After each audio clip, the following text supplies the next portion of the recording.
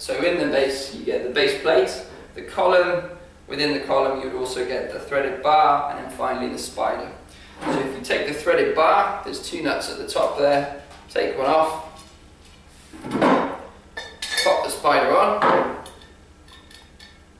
put the nut until it's flush at the end of the threaded bar, place it down, tighten the second nut,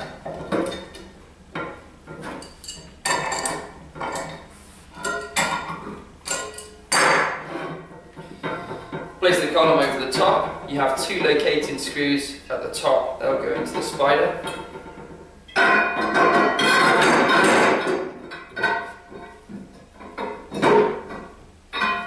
So just swivel those round until they fit. Pop the base plate on top. And again, there's just an anti-spin mechanism there, just turn that around until that locks in.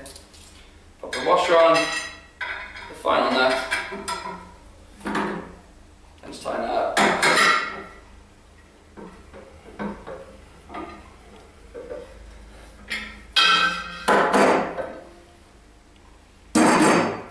And the base.